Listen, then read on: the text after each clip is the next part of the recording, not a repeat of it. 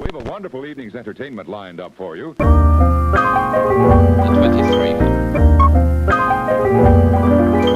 Hey, what is up, you guys? This is Steffi, aka In My Humble Opinion, and welcome back to another IMHO Film Club movie review.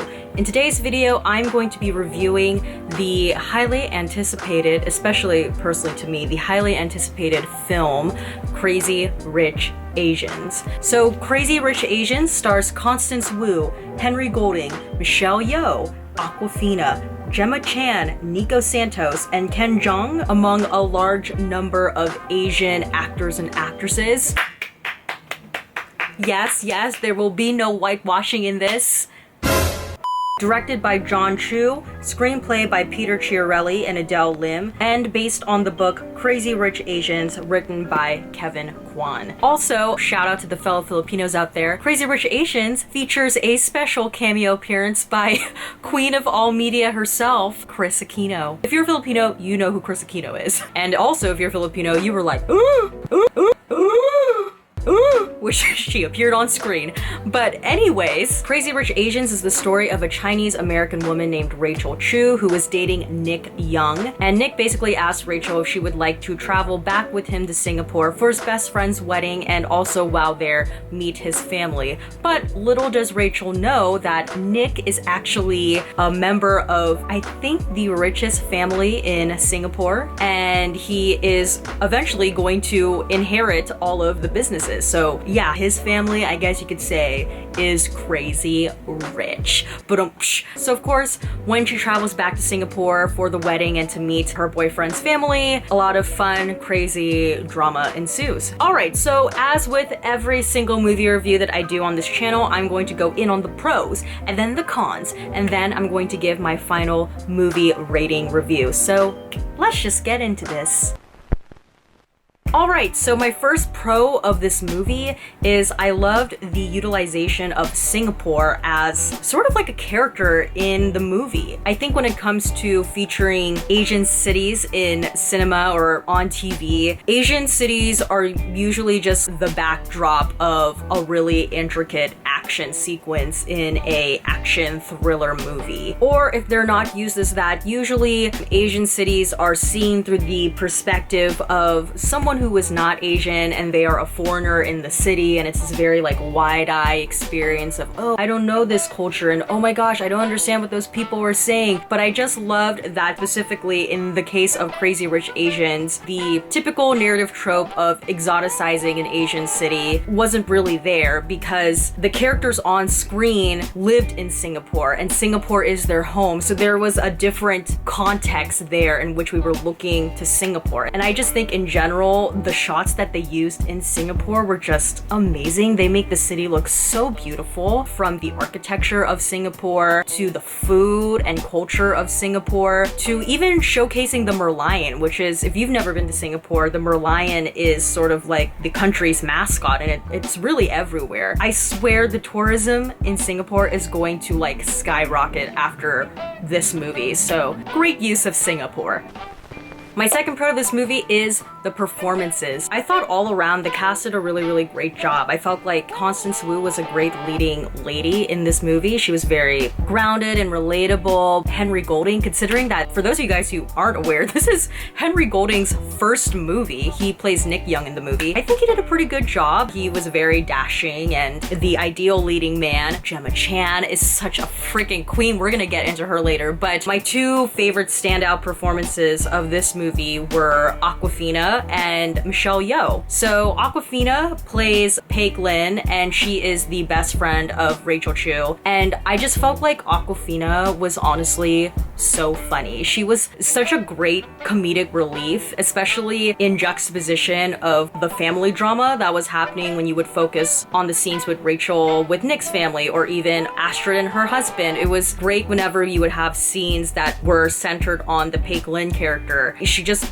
brought a lot of comedic relief when we needed it as an audience. And I also think that Awkwafina and Ken Jeong, who plays Awkwafina's dad, they just have such great comedic chemistry and banter with one another. Like truly, they make the perfect father-daughter comedic combination on screen. Now, moving on to Michelle Yeoh. She plays Eleanor Young, and she is the mother of Nick, and I felt like she was such a presence. I truly believe that this movie would not work without the performance of Michelle Yeoh. We as an audience need to understand why Rachel was a bit intimidated and feels out of place, and without the character of Eleanor Young being such a intimidating presence, this movie really wouldn't work. I've read some reviews here and there that interpret the Eleanor Young character as being the quote-unquote villain of the movie, but I really feel like looking at that character as just the villain of the movie is very simplistic. I don't think she is the villain. I think that's one of the great things that this movie does, is it provides depth to the mom of Nick, whereas on surface level you might think like, oh well, she's just being mean because she doesn't want her son to marry Rachel, but there's so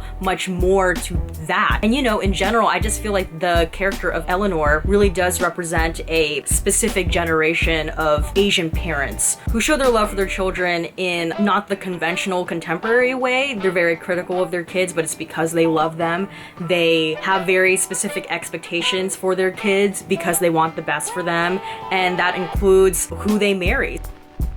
Alright, my third pro of this movie are the references to classic old Hollywood that are sprinkled throughout. Like in the opening credits and in the wedding reception scene, they show a female singer playing with a full band, and those kinds of songs and that kind of style of music really reminded me of the old movie musicals that MGM used to make back in the 1930s and 40s. The end credits scene, the way that they were playing with patterns and colors and shapes, very reminiscent of like what Bugsley Berkeley used to do with his movie musical films. Even when it came to casting, with Gemma Chan, who plays Astrid in the movie, the introduction of that character, she's in a jewelry store, and the way that she's holding her hair, and she's very like classy and sophisticated, and she has the big glasses, it felt like looking at a modern day Audrey Hepburn in Breakfast at Tiffany's. Henry Golding, we first see his character in Singapore at that big party at the house, him in that white suit, walking out of those two double doors in this very luxurious house. It was very Gatsby-esque, kind of like a Robert Redford or even like a Leonardo DiCaprio. I just think by Jon Chu employing a lot of these very familiar American images and pop culture references, it kind of gives the audience who may not be familiar with Asian culture or who may not even be Asian themselves, it sort of acts like a bridge. And I think it allows this story to feel somewhat familiar, yet different because of its cultural specificity. My fourth pro to this movie is the exploration of the very, very complex theme of what it means to be Asian versus Asian American. Speaking as an Asian American myself, there's a very tricky balance between being Asian as well as being American. There's a great scene between Rachel and her mom when Rachel's mom tells her, you know, you're Asian on the outside, but on the inside, you're different. And I think that idea is relatable to a lot of Asian American people. I think American culture in general is very individualistic. It's all about the pursuit of happiness, and yes, there is sacrifice in there, but for the most part, the narrative centers around sacrifice in pursuit of one's betterment. And America is also about constant reinvention, whereas with Asian culture, that's a culture that upholds collectivism, and it's about sacrificing, and especially sacrificing for one's family. And Asian culture also upholds tradition. So when you personally identify with both of those cultures, but at the core of each of those cultures, they have very conflicting beliefs against one another, that leads to a lot of confusion and inner turmoil. And I think that balance becomes even trickier when the Asian American travels back to Asia, and now their Asianness will be called into question because they don't know certain things, or they haven't tried such and such food, or they can't understand said language. And I don't think the film provides an answer as to this is how you can balance between being an Asian and Asian American person, but what it does do, which I'm happy about, is that it opens this really much needed discussion to that topic. For me personally, I've never seen a movie that has ever talked about the difference between what it means to be Asian versus Asian American, and kind of the confusion and pain that one may feel because they don't feel quote unquote Asian enough. I personally hope that that idea will be explored more in other Asian films, but the fact that a major studio backed mainstream mainstream film talked about that issue. It was just really great to see. I appreciated that because I related to that a lot. My fifth pro to this movie are the strong female characters. So between Peiklin, Astrid, Rachel, and Eleanor, all four of those women are very drastically different, yet in their own ways, they really defy the stereotype that has been portrayed of what an Asian woman is in mainstream media. Someone who is very quiet and doesn't like to speak up, and she's very subservient, especially to her husband and to her ancestors and tradition. Peiklin, being who she is, simply really defies that stereotype because she is so outspoken, she's loud, she's brash, she says whatever comes to her mind. You also have Eleanor, who, interestingly enough, we don't see the father of Nick because he is away from business, yet Eleanor is very much like the strong matriarch of the family, so that was great to see as well. She has the duality of having a lot of strength but also having a lot of vulnerability as well, especially towards her own mom-in-law. And then you have Rachel. She stands up for herself against Eleanor. She stands up for her mom and what her family has gone through. And then Astrid, who towards the end of the movie as well has this iconic pivotal scene where she stands up for herself against her husband, who is like a dick. And she says these lines. I want to read these lines because whew, it is not my job to make you feel like a man. I can't make you something you are not. Yes! Yes! To freedom!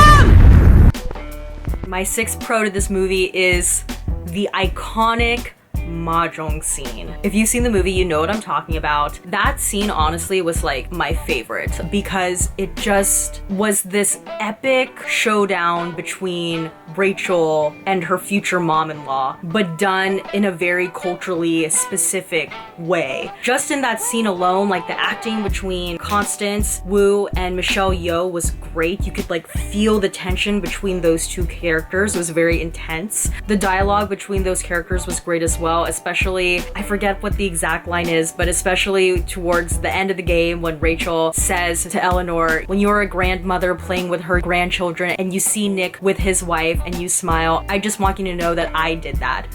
Me, a Chinese American whose mother fled from China, did that and made that happen. I was just like, yes! Like that was so, oh, that line was so good. But most importantly too, the nuances in terms of how they were playing Mahjong really mirrors what was actually happening in the story. I'm not gonna explain it here because I'm just not gonna do a great job of it, so I'm gonna link in the pinned comment down below if you're really interested in terms of like what Rachel's tile symbolically meant and how she played and how Eleanor played. Like it really connects with what was going on in the story. So if you're interested in learning about that, I will link down in the pinned comment below to several articles that breaks it all down for you. But the fact that they were able to work that in the way that the game is being played, it's just, oh, so well done. It was so well done. Like that, I think for me is the most iconic scene of this movie. And my seventh pro to this movie, which is also arguably just as iconic, is that wedding. That wedding, that wedding, that wedding. I was not expecting that. I don't want to think about it for too long because it literally like might bring me to tears, but that wedding was just a cinematic masterpiece. Like if weddings in movies could win Oscars, like best Oscar to a wedding in a film, this would win the Oscar for that. It was so good. From the production design of the scene itself to the music that was beautifully provided by Kina Grannis. Her version of Can't Help Falling in Love is just so beautiful, like double mint gum commercial who, you know? And just like the way that entire wedding sequence was choreographed, when you hear the lyrics like a river flows, you see the water flowing down the aisle. So then when the people stand up and they turn their attention to the back and the bride literally takes out her leg and she just lays it down on the aisle and she begins to wade in the water. And then her bridesmaids follow suit. Oh God, like I would literally pay full price just to see that entire sequence again. Like that's how good that wedding sequence was. It was the greatest wedding of all time. All right, and now to some of the cons of the movie. So really quickly, I will say that I felt like the pacing was a little bit uneven for me. The beginning was fine, but it dragged a little bit when they were introducing all of the cousins of Nick Young. And then it kind of slowed down to around the bachelorette sequence. I felt like we were a little bit too long there. Like, I understand like why we're there, and they did tell important plot points during that bachelorette sequence, but I felt like it just like went on a bit too long. My second con to this movie is I felt like the ADR at times was just really noticeably bad. So ADR, for those of you guys who aren't familiar with that term, it means automated dialogue replacement. So whenever like you're shooting a scene, for example, in a really crowded place, and let's say the sound was just really bad when you filmed on that day because of the location, you would then ask the actor to go into the recording studio, and they will look at that scene while they're in the recording studio and try to match their voice to the words. But I felt like at times, and this happened a lot throughout the movie, the ADR was just really bad. And it would be really noticeable when the person who was talking and their back was to the screen and you would hear their words, but you would look at the screen, it didn't match. And that happened so many times. And sometimes it was very distracting.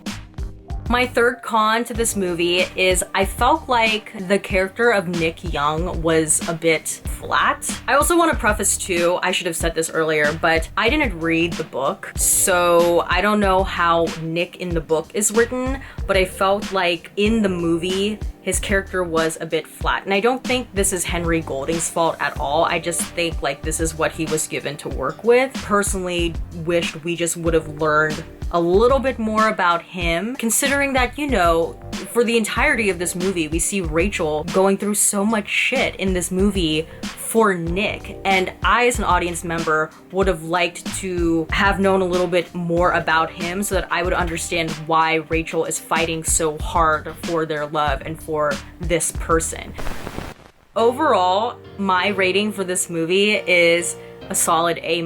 I thoroughly enjoyed watching this movie. On the surface, it may be marketed as a fun romantic comedy, but honestly, this movie is so much more than that. In fact, I think this movie is more than just a movie. Like, I really feel like this is the beginning of a movement, of a conversation towards getting more Asian representation in mainstream media and more diverse Asian representation in mainstream media. Before going into the movie, there was a lot of criticism over the fact that this movie doesn't represent my experience as an Asian person. And quite frankly, I don't think, as far as I can remember, this movie ever marketed itself as being the one standing representation of all Asian experiences. I think it's really unfair, quite frankly, and it kind of honestly like pissed me off a bit reading all of the different articles. I think it is so unfair to put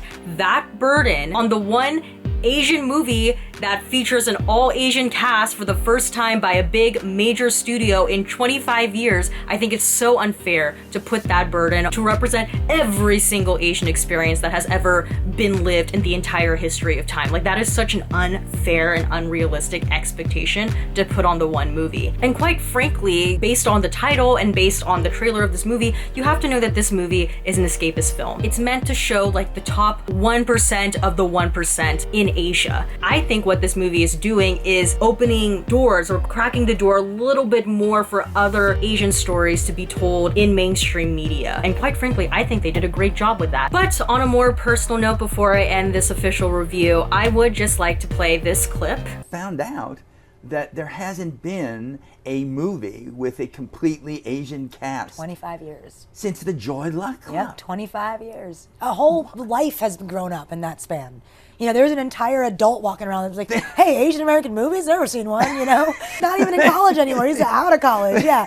That person that they're basically talking about, fully grown adult who has essentially grown up with little to no Asian representation in mainstream media is me. On August 11th, 1993 is when I was born, and a month later is when Joy Luck Club came out. And then 25 years passed, and on August 11th, 2018 of this year, I turned 25, and about 4 or 5 days later, Crazy Rich Asians came out. So yes, that 25-year-old person, adult who they're talking about in those interviews is me. I'm full Filipino. My mom and dad are both Filipino. They immigrated from the Philippines to the United States, and I was born and raised in Southern California, and I'm a second-generation Filipino American. So I was really rooting for this film to do well, considering the historicness behind the production and making of the movie. Probably the only story that I really related to growing up, and this is gonna sound really sad,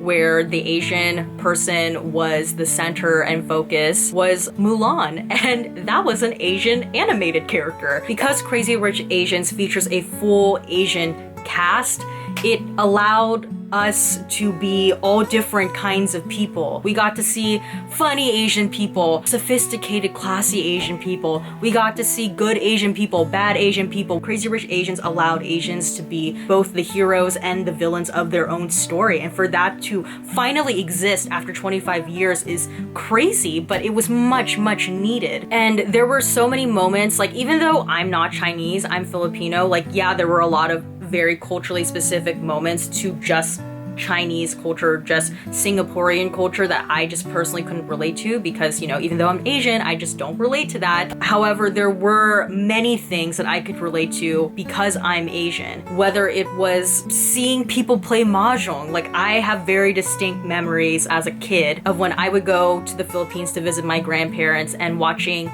my Lolo Jeff play Mahjong with his friends in the kitchen. Or even here in America, whenever we would have family parties at my tita's house, my tita had a Mahjong board and her and the other titas would be playing Mahjong. Or even the strictness of Eleanor, how she wanted things done in a very specific way. The first time she sees her son, the first thing she says to him is, "Oh God, your hair is so messy." My mom still does that to me to this day. It's so interesting that when a story is specific, that's when it can touch a lot of people. And alright, that's about it for this video. If you liked it, please give this video a thumbs up. Don't forget to hit the subscribe button, and please turn on the notification button down below so you know when a new video from me comes out. And at the end of this video, I want to invite you guys to watch this video that I did about a year ago, and it was called "You're Not Filipino Enough, Leaning Into My Asian Identity." As I was getting ready to do this video, I actually was watching that video in the background while I was doing my makeup. I think it's an interesting video to watch, especially since I made that video about a year ago, and now we have Crazy Rich Asians. So if you liked me and you want to stay for more, I would invite you to watch that video, and I will also be linking at the end of this video as well a travel vlog series that I've been doing on my channel of when I went back to the Philippines for the first time in 10 years. It's pretty good if you're interested in